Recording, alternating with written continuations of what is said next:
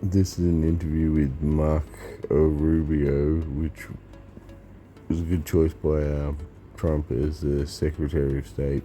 He's a good talker. This is in particular about Zelensky, someone who has been ungrateful essentially the whole time, whether you agree or not. This isn't about borders and dictators. It's about money.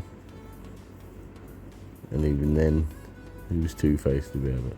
Let's go to the tape. President Trump posts that President Zelensky is a dictator without elections. What are you thinking? I think President Trump is very upset at President Zelensky, and in some cases, and rightfully so. Number one, Marco Rubio was a good choice by Trump as Secretary of State. Internationally, he's good and he's strong.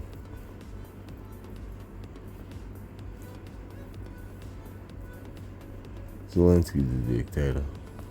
Biden had frustrations with Zelensky. People shouldn't forget it. There are newspaper articles out there about how he cursed at him in a phone call because Zelensky, instead of saying thank you for all your help, is immediately out there messaging what we're not doing. That was the entire time.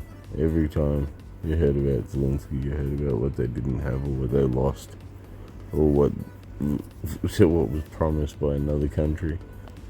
Or what he's not getting. I think the second thing is, frankly, I was personally very upset because we had a conversation with President Zelensky and we discussed this issue about the mineral rights, and we explained to them, look, we want to be in a joint venture with you, not because we're trying to steal from your country, but because we think that's actually a security guarantee. If we're your partner, we get to get paid back. It needed some benefit for while they were in Ukraine. The entirety of it is about Europe, not about America. Some of the money the taxpayers have given, close to $200 billion. And now we have a vested interest in the security of Ukraine. And he said, sure, we want to do this deal. The only thing is I need to run it through my legislative process. I read 2 days later that Zelensky's out there saying, I rejected the deal. I told him no way that we're not doing that. Well, that's not what happened in that meeting. Not only that, he went out and said essentially that he'd just make a deal with the UK and Europe for other things like that covered minerals. There should be some level of gratitude here about this. And when you don't see it and you see him out there accusing the president of living in a world of disinformation, that's very counterproductive. And I don't need to explain to you or anybody else. President Trump's not the kind of person that's going to sit there and take that. He's very transparent. He's going to tell you exactly how he feels. And he sent a message that he's not going to get gamed here. He's willing to work on peace because he cares about Ukraine. And he hopes Zelensky. I mean, he does. And look, if it's about no one dying, then like the war should stop.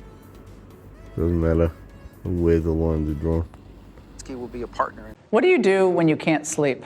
Because you don't sleep. You're like me, you don't sleep at all. I know you just don't need a lot of sleep. But when you can't fall asleep, you wake up in the night, how do you go back to sleep? Well, the only thing I totally admired about Sleepy Joe Biden is the following. He'd go to a beach, he'd lay down in a cot, barely able to get his feet through the sand.